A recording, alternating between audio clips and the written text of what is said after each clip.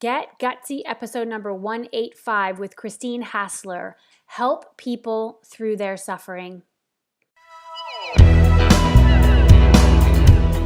Welcome to Get Gutsy. I'm your host, Jenny Fennick, and I am so excited to be on this journey with you. A cutting-edge show blending business and spirituality, Get Gutsy serves up a potent blend of stories, lessons, and tips to help you make a massive impact in the world through your soul's work and your inspired life.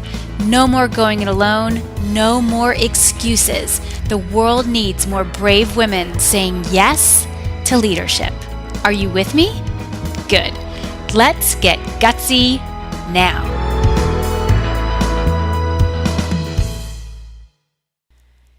Hey there, beautiful souls out there in Get Gutsy land. How are you? How are you? Wow. Midway through February here. Holy majolies. It's flying. It is flying. We are cruising, and I hope you're doing well. I've been doing a lot of things. I started a new program recently called Intuitive Power. I love it. Shout out to all my Intuitive Power women who step forward. I'm having a ball. And it's been a beautiful new creation that I brought out into the world. And I've got some other stuff that I'm going to be working on this year.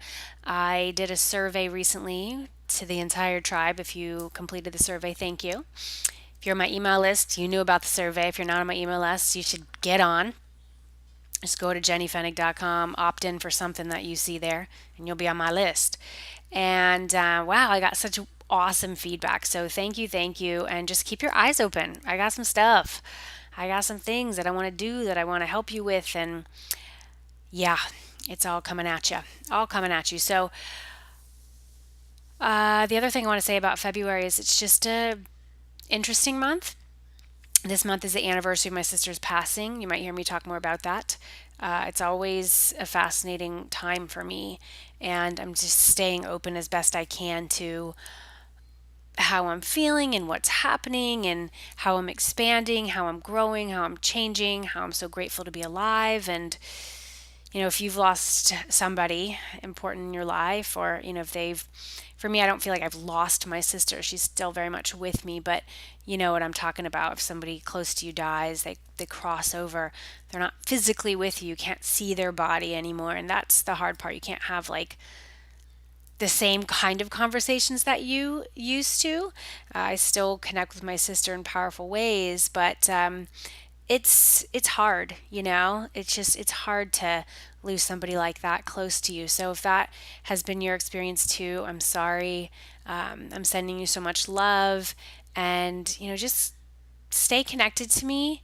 I have so much that I want to be able to offer up to you in 2018 and beyond, and I'm so grateful that you're here. One of the things that I offer up, is this podcast. We've been broadcasting for a while now, more than 2 years now. We're almost 200 episodes. Holy crap, that's a lot. And today we have the amazing Christine Hassler with us. She's talking about helping people through their suffering, and it's such a great conversation. I first heard about Christine and her work when I was in my 20s, living in New York City, working this corporate life, so different than what I'm doing now. And her career story really captivated me. And I've been fortunate to be able to develop a relationship with her. And now I get to have her here on the show. And when this goes live, Christine will be spending some time in Australia. She calls Los Angeles home base, but recently decided to head to Australia for, I think, about a month's time. So, Christine, I hope you're having a blast in Australia. And some of the things that we talk about in this episode are how it feels to be a Hollywood success and still unhappy. That was Christine's path. Realizing she had to stop looking for happiness outside of herself. Why Christine works harder on her inner self than on her business. What you need to let go of to be able to truly trust, what oversharing on social media is doing to our psyches, how to talk to your inner critic, the profound dangers of people pleasing, and I share my mantra about receiving and why it matters to you. So enjoy the episode. Keep coming back for more. These episodes are for you. Spread the word about the show to your people. This is a crew of spiritual women on a mission. We are here to get unleashed, do our sacred work in the world, and truly have what we desire and make a massive impact with our gifts. So, with that, I share this fantastic episode with Christine Hassler. Enjoy it, and I'll talk to you very soon. Christine Hassler, welcome to Get Gutsy. Oh, I love the name of this show. Me too. And I'm pumped because I've been putting it out there for more than 2 years, and I'm not sick of it, which sometimes I get sick of things. Do you ever get sick of things? Yes. And then I stopped doing that. But I feel the same way about my podcast. It's been a little over 2 years, and like I freaking love it. So yeah. And I think, when we name things, or when these entities come through us, we do want to give them a name that feels, expansive and can grow with us. Yes. And I definitely feel like Get Gutsy is the thing. And that was the name of my first book. So it's like I just kind of developed this little umbrella. It's been actually a big umbrella now, and I'm going with it. Speaking of books, I know that you're the author of 3 books. And I want to tell you that the way I first was exposed to your work, correct me if I'm wrong, your first book was Quarter Life Crisis. No. I read that book. Okay. Which was a good book. But okay. What was your first book? 20-something, 20 everything. Okay, that one. That was the one. That was the one. When did you write that? I knew it was something in the 20s. 2005. 2005. Okay, yes. Okay, it's all coming back to me. Who wrote Quarter Life Crisis? There was some. It was 2 women, like Abby something and okay.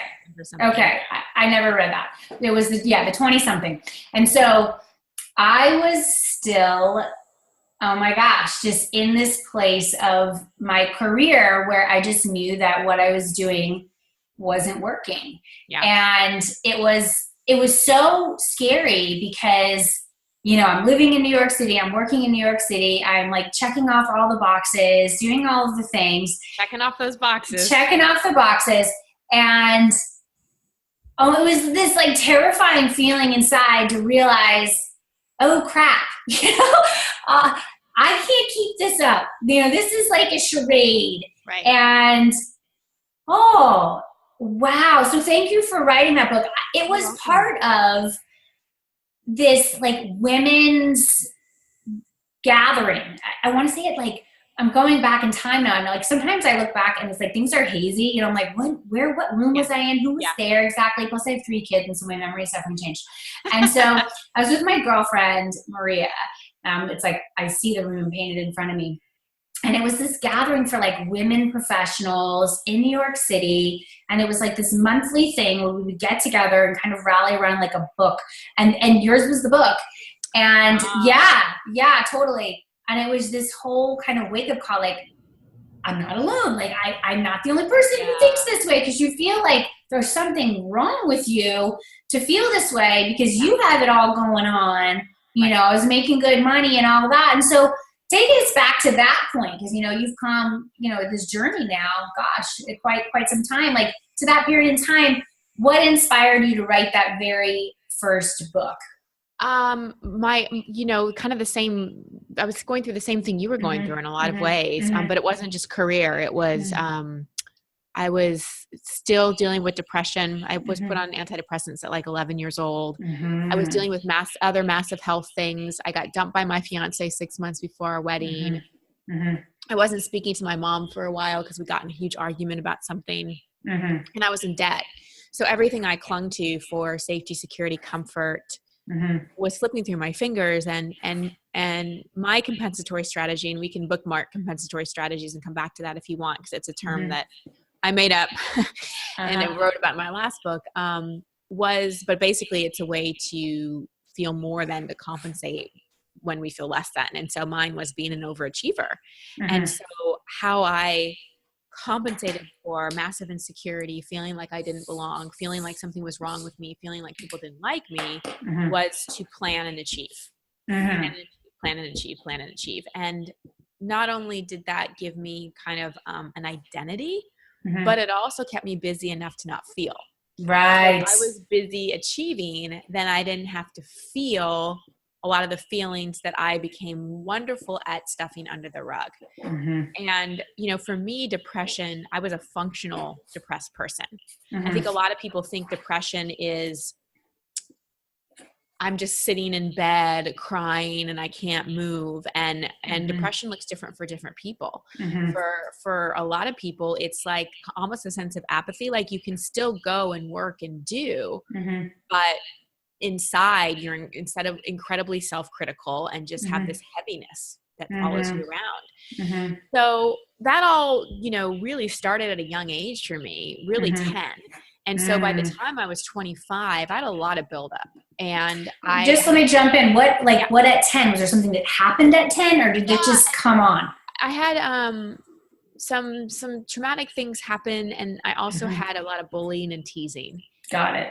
There was a day in choir class, and it's interesting because choir class is all about throat chakra, right? Number 5. And all these people, the girls were passing around a note and they wouldn't let me see it. And so we got bused to choir class. So it was at like the middle school and we were still at the elementary school. And I faked having to go to the bathroom or something. And when everybody else was going on the bus, I kind of like stayed back.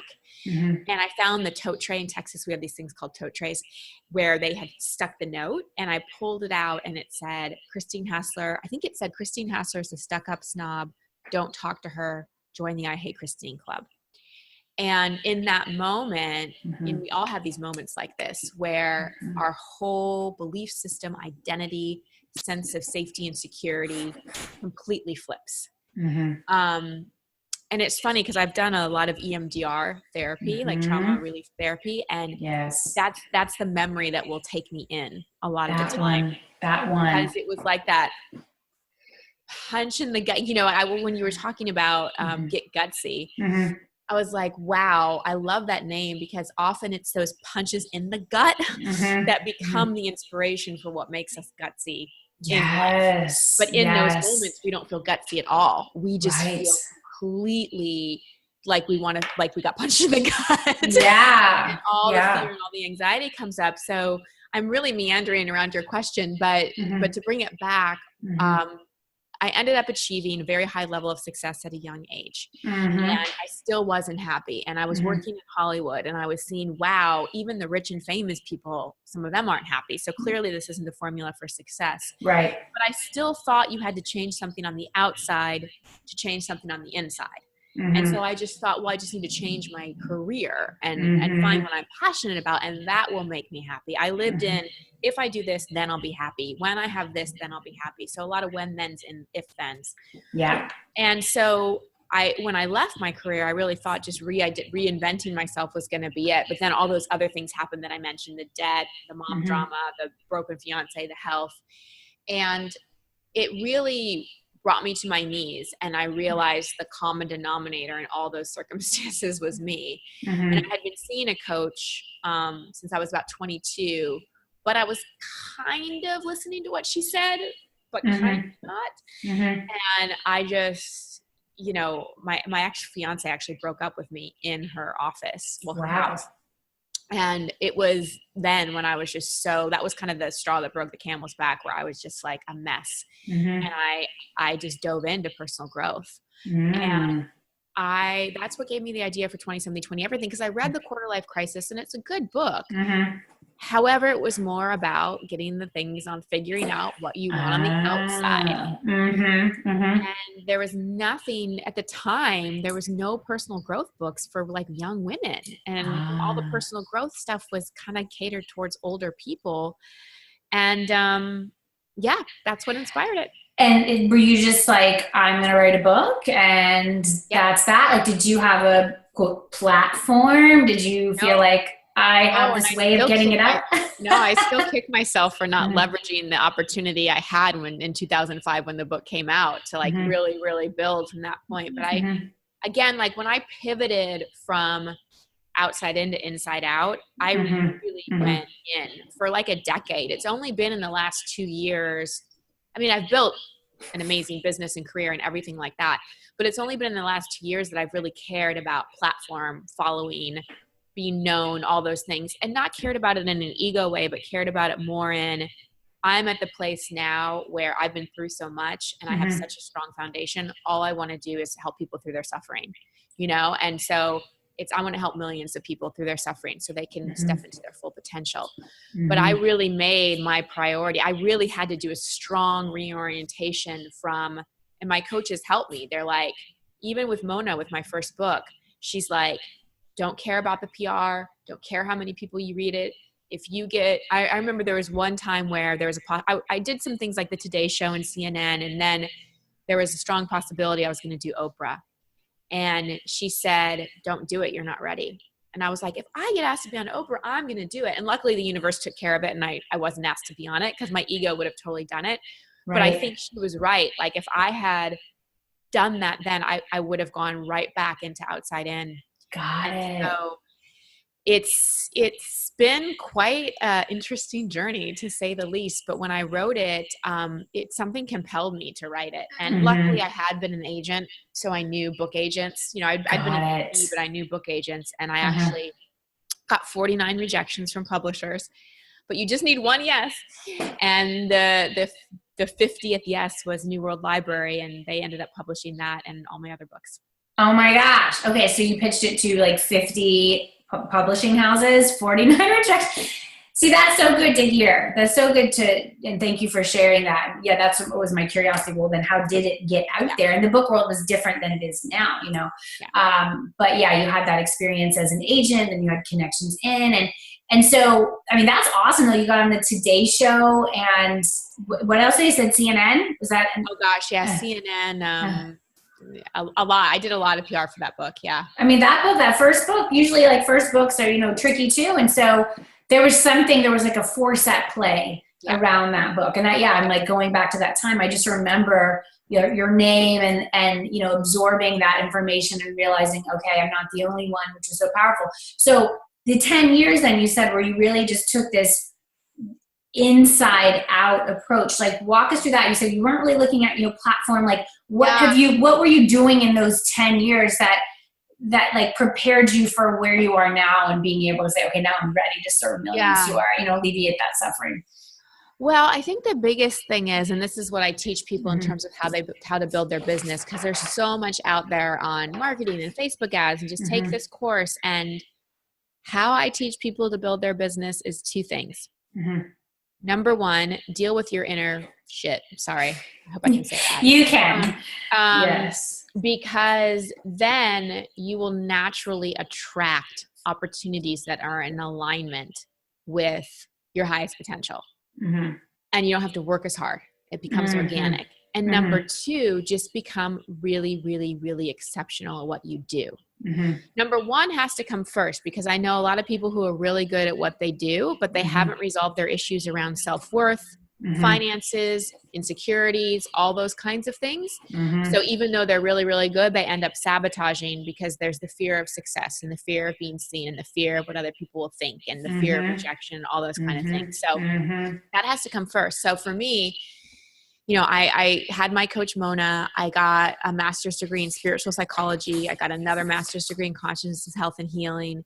When the first book came out, women that I was interviewing for the book kept asking me to set up a session. And they just assumed I was a coach or a counselor. And so I discovered I had this natural gift for coaching, counseling.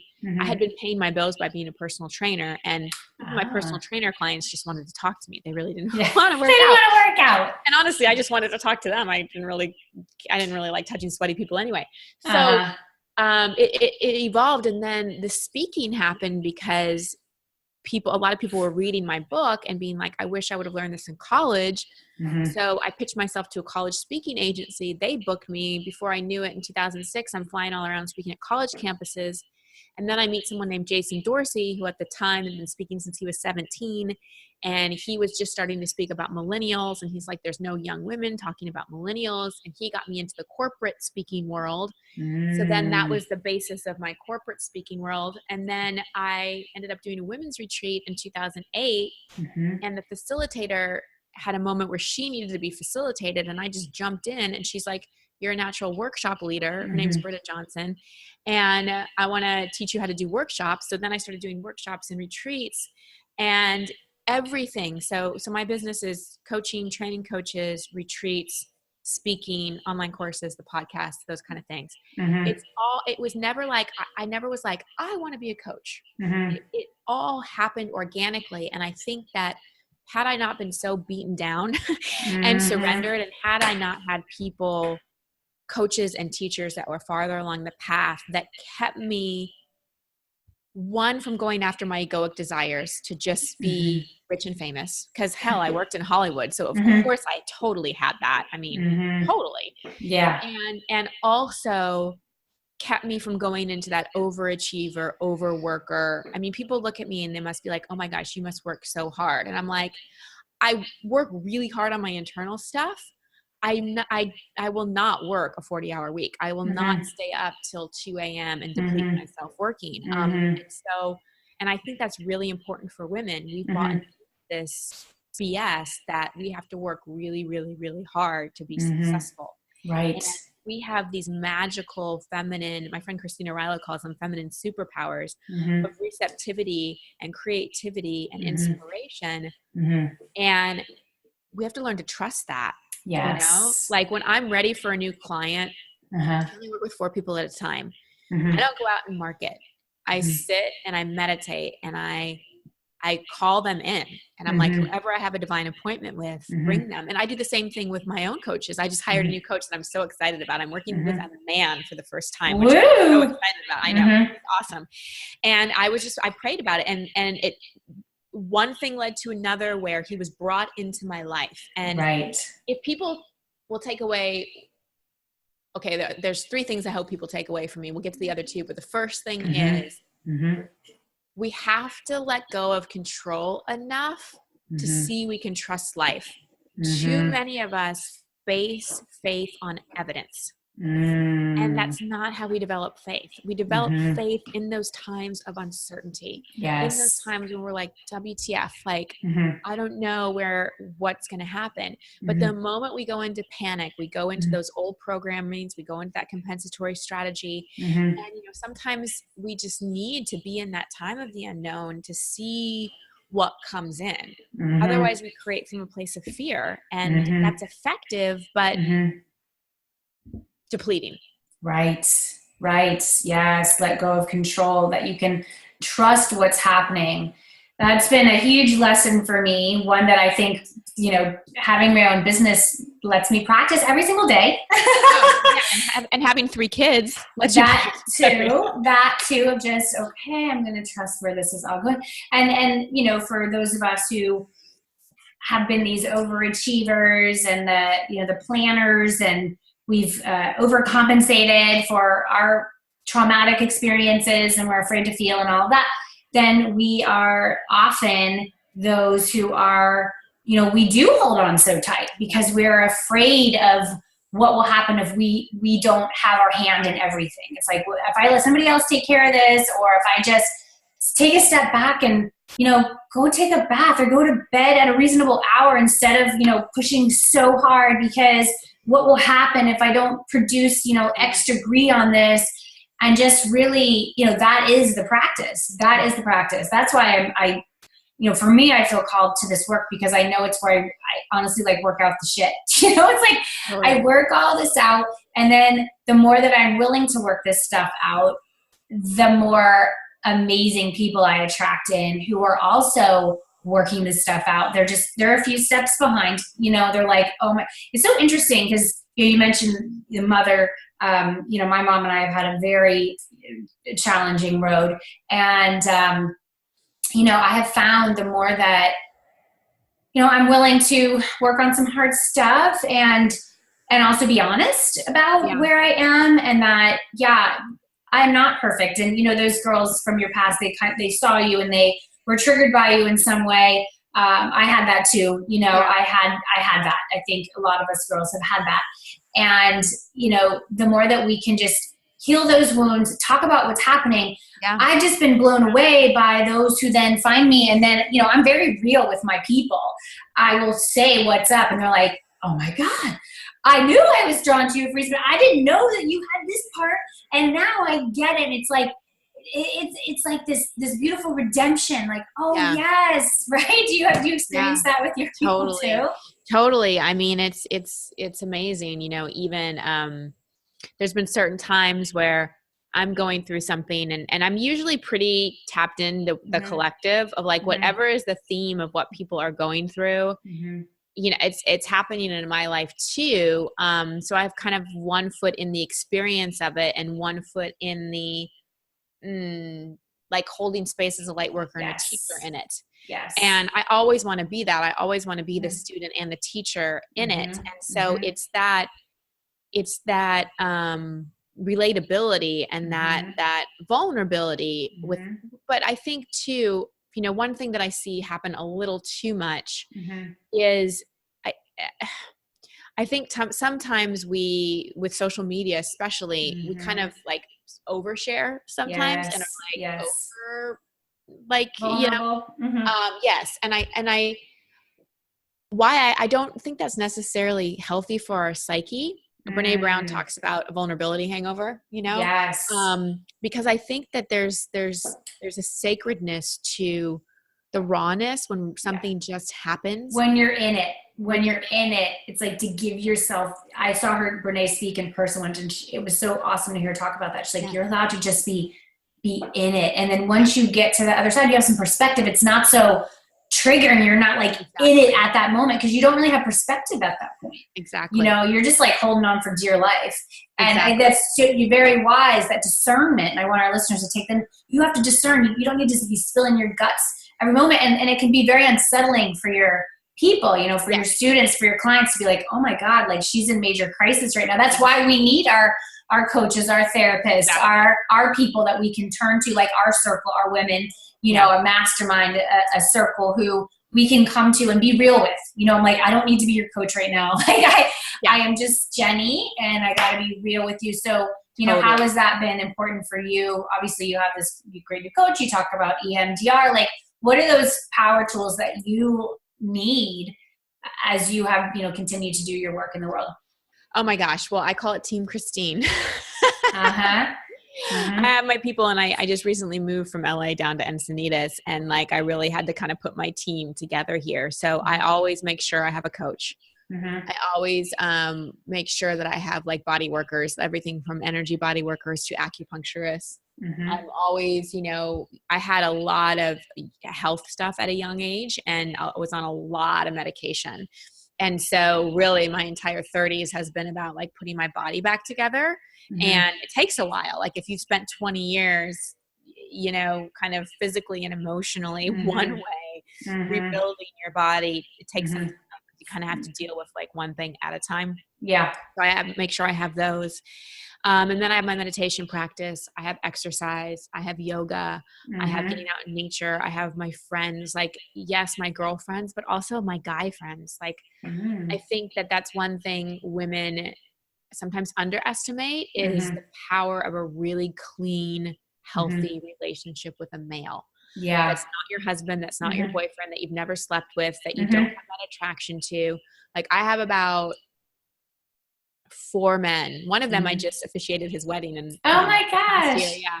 And one of them I'm going to be in his wedding, like on his side. So awesome. So, and they are like my brothers, Yeah. And I think that's I mean, girlfriends, oh my gosh, like we could do a whole podcast on the power of that.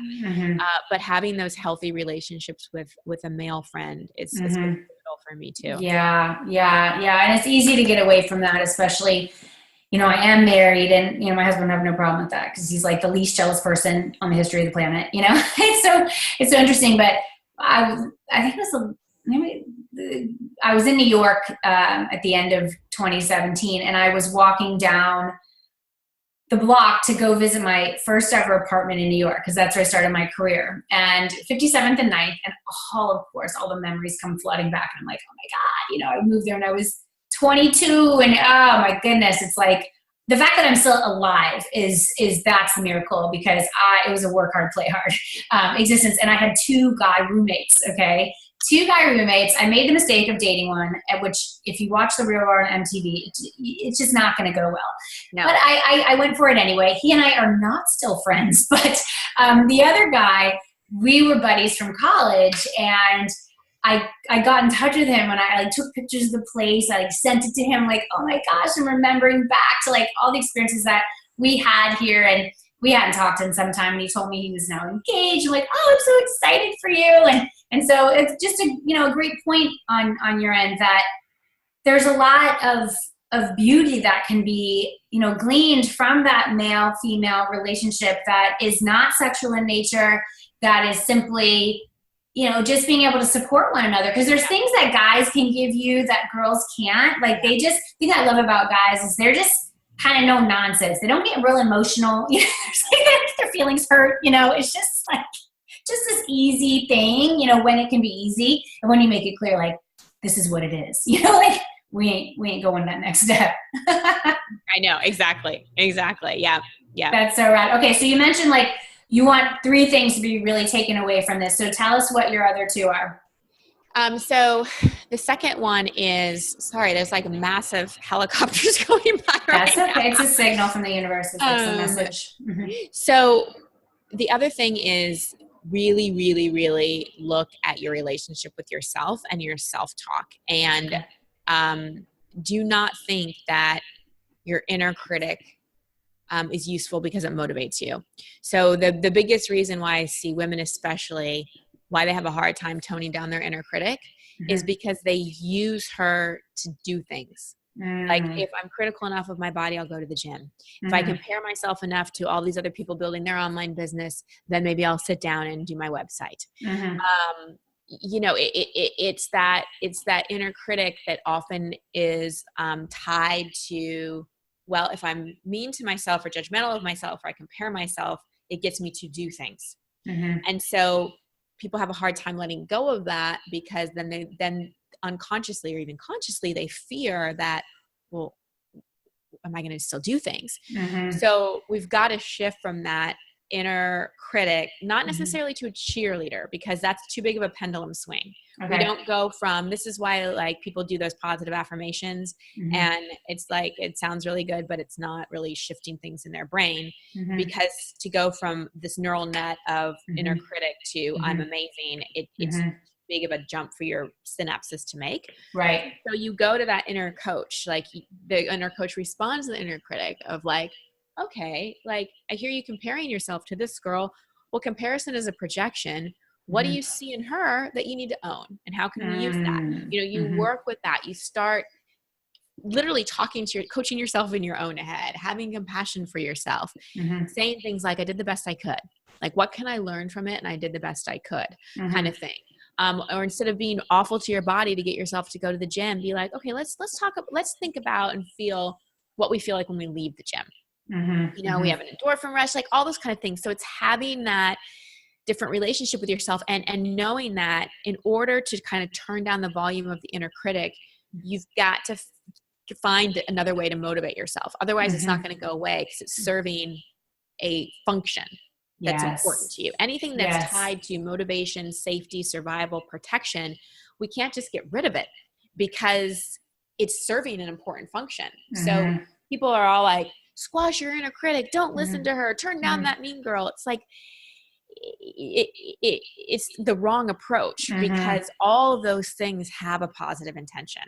All of our self-defeating and depleting behavior has a positive intention. So we've got to find that positive intention and find another way to get it. Yes. Yeah. So it's like you said, the inner coach, like the inner coach talks to the inner critic and kind of it gets from the inner critic more of that, that positive piece, because like you said, the inner critic is serving a role. And I talk about that in my book too, the inner critic. What I've done is reassign the inner critic, and I've like giving the inner critic a face. Like, what if this was like a real thing in the world and not just this like voice inside of my head? What would it look like? And can I reassign that inner critic so that it's working for me versus working against me, not trying to, crush me and take away everything. Yes, I love that. Okay, so the relationship to your self-talk, letting go of that control, trusting the universe, trusting, these powers that be. And then what is that third gem? The third thing is it really has to do with what other people think of you is none of your business. And there are a couple elements to this, and I'll talk about two that I see are the most pervasive and just really shock women. The first is people pleasing, and thinking that people pleasing is a good thing to do. But honestly, people pleasing is selfish. And this is how I want to bust your belief on this. Like really see that people pleasing is a selfish act, and none of us want to be selfish. And the reason it's selfish is because really you value someone liking you, avoiding confrontation over the truth. And my coach Mona always used to say, truth and love, truth and love, truth and love. Yes. Like that's it. Truth and love, truth and love. And people pleasing is not loving. It really is all about contorting yourself and doing things to be like, to avoid conflict. And then, what will end up happening is you'll end up resenting people and yourself.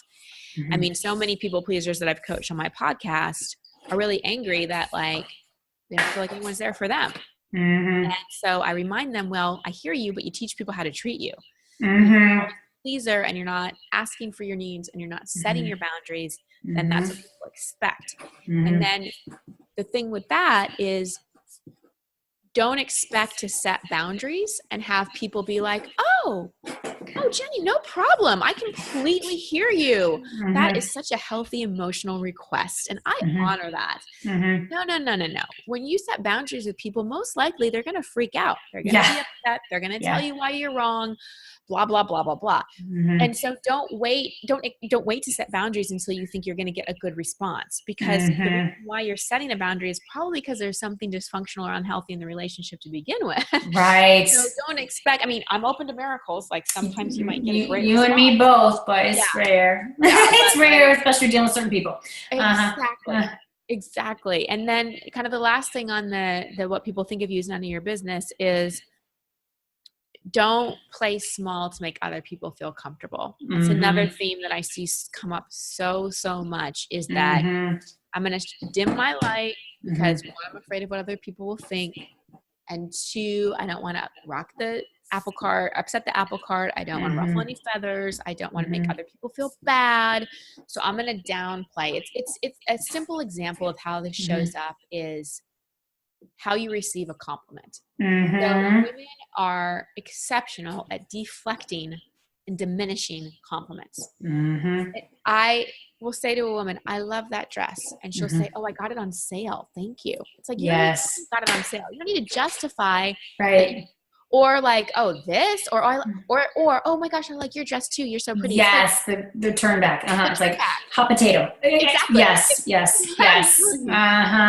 So it's just that thank you, because again, when women come to me for coaching for business and they're having trouble financially, I ask them, how are you receiving?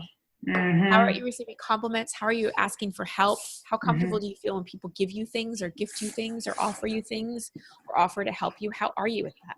Yes. And most of them will say, well, not so great. And I'm like, why do you think you have trouble with money? Because if your receptivity muscles are resistant or weak and you have trouble just receiving, because a compliment is a form of abundance. Yes. And worthiness, it's like this thing of value is coming at you. Yes. How are you with that? Yes. How are you with really being praised and acknowledged, not just receiving compliments in your outfit, but compliments from who you are? Yes. So spot on. I used to have a horrible time with that. Same thing. I was like, oh, yours is awesome too. It was that, and it would translate to money. I, in my corporate life, received large sums of money at certain periods because I get this profit share. And I remember being like, oh my God, there's all that energy coming in. And it was exciting, but I didn't really know what to do with it. I felt like irresponsible. Like I wasn't worthy of it, or I was going to screw it up in some way. So it was like as easy as, well, I worked really hard to receive it. Let me be clear on that. But it was, I wasn't able to like really take it in with ease. It was that hot potato. Like I got to get it out. I need to go get this or get that. And now when I receive, money, when I receive compliments, just kind words, I simply will say, thank you. I received that. Thank you. I received that. That right there has been such a powerful practice for me, not to feel like I need to give the compliment right back or to deflect and say, oh, I've had this thing for 10 years. I can't believe you like, just thank you. I received that. Yeah. And it was uncomfortable for me to say at first, but the more that you'll practice it, all of you listeners out there, thank you. I received that. If that can just be your practice for all of 2018, watch what will happen as a result. Like as women, yes, you can receive that. We don't then just have to like give it out, or just receive it, because it replenishes itself. It's not a resource that all of a sudden there's going to be no more compliments. There's going to be no more money. It's like, just receive it and trust there's more. There's more. There's more. And then when you feel compelled to say that to somebody, it's like, can they then receive it? Oh my gosh. So Christine, I could talk to you forever. I'm fortunate because we do get a chance to regularly connect and support each other on this journey. But I want to be mindful of the time and honor your willingness to be here and share your message on the show. I love these shows because I take copious notes. And although I've been, in my business for quite some time and on this personal growth journey for a long time, and I am just remembering back to, that 2005 time when I'm like, oh my gosh, it was your book. And it was true that you said there just weren't a lot of books written for that age group. And thank you. Thank you for having that willingness to do it. Thank you. Thank you for doing that. You were a part of that, my catalyst moment of, getting me to this point. And then, I had that time where I'm like, well, now I'm going to write my freaking book. And, and just to know that it will be received by those who are meant to receive it. I want to ask you, and I'm super curious what your answer is going to be, our like golden question on the show. What is the gutsiest move you've ever made, and how does it inspire your life and work today? Getting divorced. Yeah. Okay, so you had the breakup with the fiance, and then so someone else came along. Okay. Mm-hmm. He proposed. We got married, and he checked all the boxes. He was a great man. Mm-hmm. But something in me, and 3 years in, my mind could not figure out a reason, but something was off. Mm-hmm. And what I realize now is that he and I had a soul contract, but it had an expiration date. Like we learned what we needed to learn together. Mm-hmm. And then I sort of initiated the first separation, and then I got scared and came back, and then he wanted out. And so it was like, by the end, it was mutual. Mm-hmm. I think I could have pushed to stay together. Mm-hmm. Mm-hmm. But the gutsiest thing was, at 32 years old, prime childbearing years, I was hardly making any money. He was really supporting us. I didn't do alimony. And like, I had to start over, and I had never been single. Like I had a boyfriend at 18, and I went from relationship to relationship. Even after my fiance broke up with me, it was only 4 months until I met my ex-husband. Serial monogamist. Yeah. Because being alone is like horrifyingly, horrifying. Oh my God. Yeah. So it was like, this was the first time you were going to be. First time I was on my own. And it was really, I think the scariest thing was, there's a lot that was scary, but financial was a big part of it. I mean, I really projected being taken care of onto a man, like being chosen and being taken care of. And so, like taking that leap of faith and going out on my own and getting my own place and having to financially figure it out and figure out who I was independent of a relationship, that was gutsy. And so how many years ago was this that the divorce happened? 6 or 7. Wow. And here you are doing it. Here I am. And if someone had told me, hey, you'd still be single, nearly 7 years later, I probably wouldn't have done it. But, and that's, thank you for saying that. It's like, this is the season that you're in, and these are the lessons. And I bet you've been able to really pour yourself into, the inner work and the outer work. And, you don't have to be concerned with this or with that. And oh my gosh, well, I just know that there's so much more juiciness out there for you. I feel like you're on this cusp of whatever's next, right? Like this episode is going live at the beginning of 2018. And I feel that myself personally. I'm like, holy crap, like I am married, I've got the 3 kids, but I feel like there's this like clean slate in front of me, and I'm just in it, and I'm curious about it. And I think that's the key, is like, can we be curious? Can we maintain that hunger and that desire to keep going, keep going and get the support on the path. So Christine, where can people find you? I know you have your great podcast. Tell them all the places. Well, the podcast is called Over and On with It. So you can just search for it on iTunes, or go to christinehassler.com/iTunes. And then my website is Christine Hassler. If you sign up there, you get my free coaching assessment. It's a great exercise and video I take you through. And I have retreats. I have a retreat in Bali every year. I have a retreat outside of California. I'm also going to start doing 2-day retreats for anybody building a health or life coaching practice. One day is going to be on really the art of coaching, like really how to become masterful. And the other one is how to like really thrive as a coach and make money. Like I said, I'm an OG. I've been a coach since 2004. I've been very financially successful at it, not through Facebook ads, but through actually building a coaching practice. Right. So, really helping people with that. So there's a lot. So sign up at Christine Hassler. I'm on all of social media. I love Instagram the most. And I just love to connect with your gutsy audience, because I adore you and appreciate everything that you do and who you are. And I just know your tribe are like my peeps. So I'm excited to come into your world. Thank you. Yes. Yeah. You like, we have such similar, well, there's obviously differences, but there's such similarities in terms of what you're interested in and what you build. And the retreats, it's like, you're like California me. I love it. You're like West Coast, and you're like, what is that behind you? Now it's gotten darker. Yeah, I can see. In the video, and I'm like, oh, it's snow. Yeah, and I'm looking at the ocean. Yeah, I'm like, you don't have that where you live. I get it, and it's really fun to be able to connect with, those who I feel solely connected to, solely aligned with, and feel like, oh, your energy where you are, my energy where I am, and earlier today, I talked to somebody in the UK and then in Saudi Arabia. Like, it's blowing my mind. Just such awesome women out here doing our thing, doing it our way, and then supporting each other, sharing our messages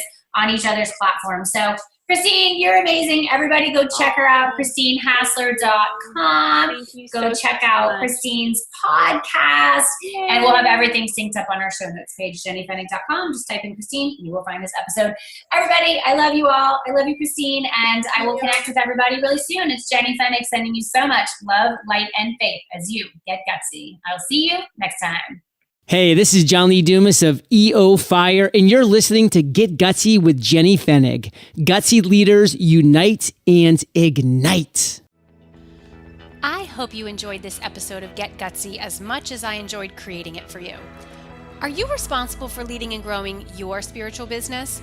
If so, I have a free tool for you that will help you spread your message like wildfire. It's called the Sacred Marketing Puzzle, and it's a one-page PDF guide that simplifies the often mysterious and confusing world of marketing.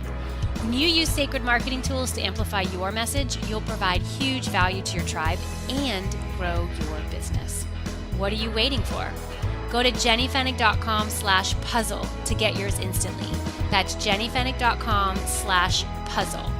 Gutsy leaders, unite.